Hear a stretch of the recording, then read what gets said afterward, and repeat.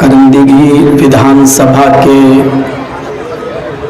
सम्मानित मुख्य अतिथि और विधायक गौतम पाल जी और उनके साथ जो लोग इस जलसे में तशरीफ़ लाए वो सब लोग,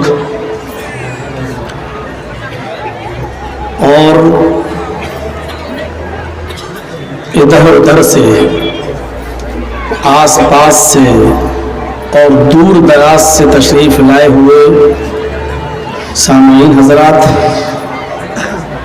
पर्दे में बैठी हुई इस्लामी ख़वातीन माँ बहनों, कौम व मिल्लत के लायक और नौजवानों, मुस्तक़बिल के होनहार अज़ीज़ बच्चों,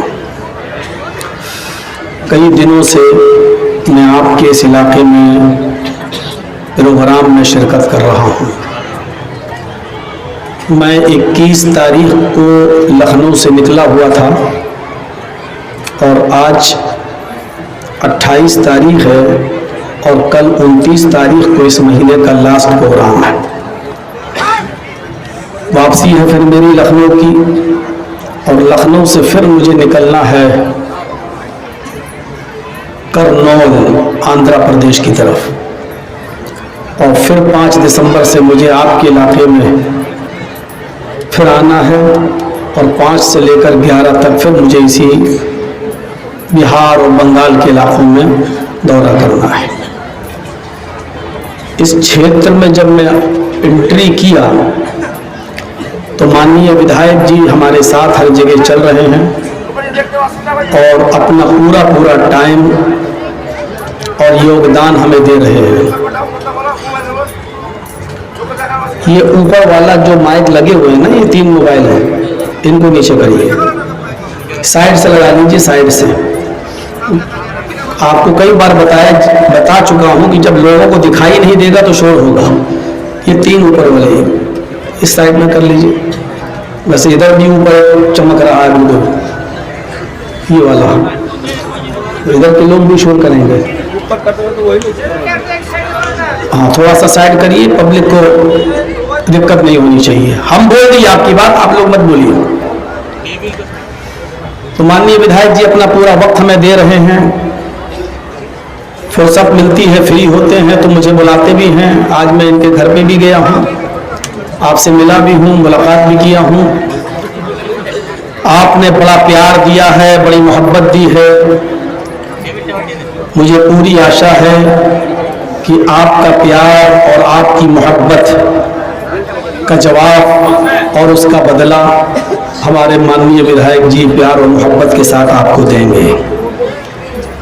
आपने जिस तरीके से वोटों की बारिश करके उनको भारी बहुमत से जिताया है, मुझे पूरी आशा है कि आपने जिन उम्मीदों और जिन आशाओं को अपने दिलों में समा रखा है, आपकी आशाएं, आपकी उम्मीदें पूरी होंगी और आप याद रखेंगे। हमसे वादा किया है, रोज बात होती है, कह चुके हैं कि जर्जी साहब इलाके में जो भी काम होगा जात और पात से ऊपर उठकर, ऊंच नीच से ऊपर उठकर, धर्म की राजनीति से ऊपर उठकर हम मानवता और इंसानियत का हर काम करेंगे। किसी भी क्षेत्र में हमको हमारी काम की आवश्यकता होगी, हम पहुंचेंगे। मुझे यही आशा है, मुझे उम्मीद है आने वाले वक्त में आपकी आशाओं पर खरे उतरेंगे और हम लोग विधायक जी को जो इतना प्यार दिए हैं, हम चैन से सोने नहीं देंगे।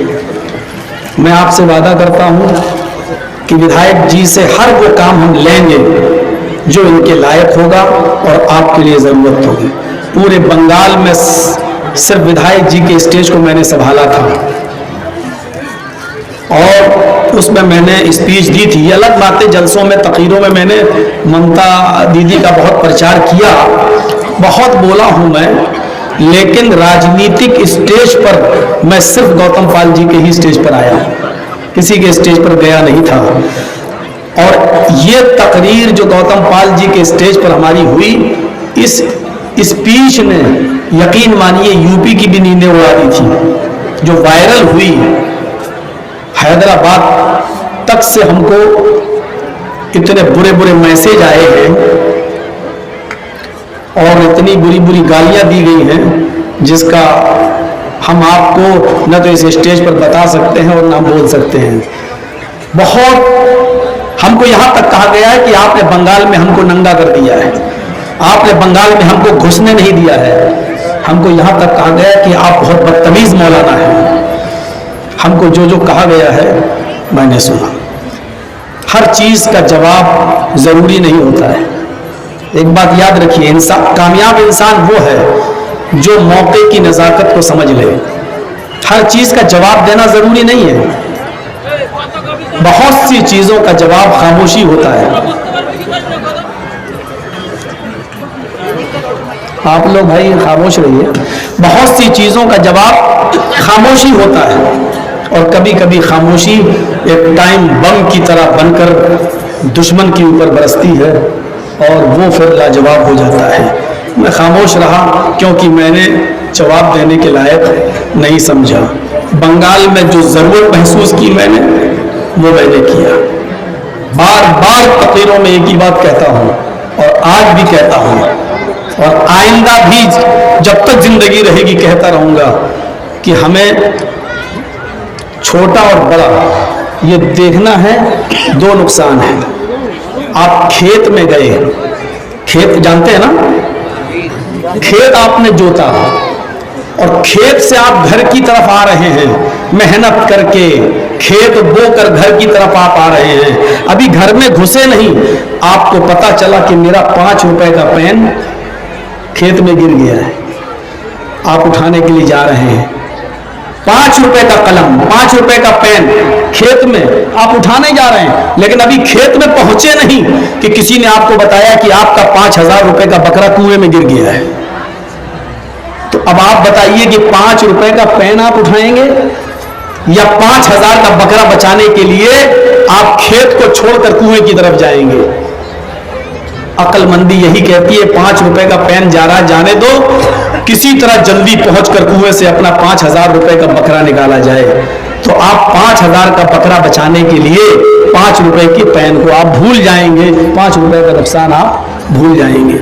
मैंने यही देखा था कि अगर लोग अपने कैंडिडेट उतार कर 5, 6, 10 सीटें जीत भी जा रहे हैं, लेकिन 50 सीटों पर और 100 सीटों पर समीकरण बिगाड़ रहे हैं, और ऐसी सूरत में अगर दूसरी सरकार यहां आ रही है तो इससे बड़ा हमारा कोई नुकसान नहीं हो सकता है। इसीलिए मैंने बार बार कहा कि बड़े नुकसान से बचने के लिए छोटा नुकसान अगर आपको करना पड़े तो कर देना, लेकिन बड़े नुकसान से अपने आप को बचा लेना। ये तकरीर इतनी वायरल हुई, इतनी वायरल हुई, आप यकीन मानना कि उत्तर प्रदेश के अंदर अभी बीजेपी का मुकाबला जो पार्टी कर सकती है, उस पार्टी के सबसे बड़े लीडर से मेरी बात हुई और कहा कि यही यूपी में भी जरूरत है मौलाना आपकी इसी स्पीच की, आपकी इसी तकरीर की, क्योंकि यहां पर भी 100-150 सीटों पर समीकरण बिगाड़ने की कोशिश की जा रही है। मैंने कहा ठीक है, चुनाव आएंगे तब देखा जाएगा। अभी एक मीटिंग पर्सनली तौर पर करके हम वापस आ गए। अभी ना तो मैंने हाँ किया ना मैंने ना किया।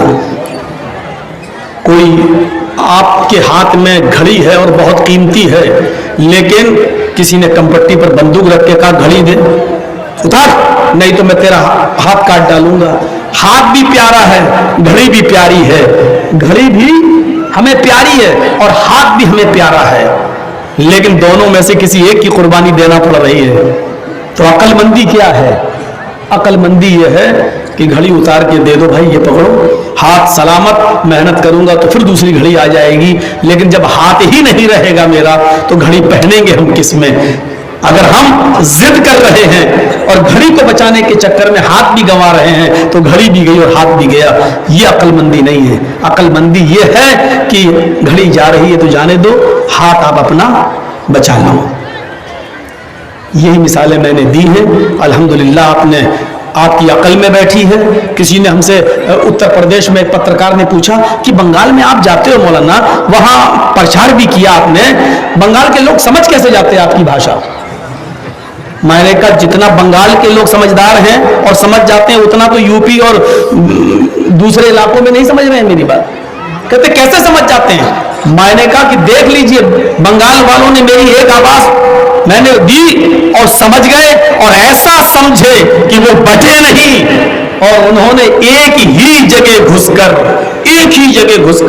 उन्होंने ठप्पा लगा दिया। वो कलियाचक का इलाका और मुर्शिदाबाद का इलाका जो कभी कांग्रेस का गढ़ रहा है, गरी खान चौधरी का इलाका रहा है, जहां से कभी कांग्रेस हारी नहीं है, उन इलाकों में तकरीरें कर करके और ममता दीदी की तरफ इशारा कर करके ऐसा माहौल बनाया कि कांग्रेस का भी सुपड़ा साफ हो गया, और वो सब सीटें आज हमारे टीएमसी को मिल गई।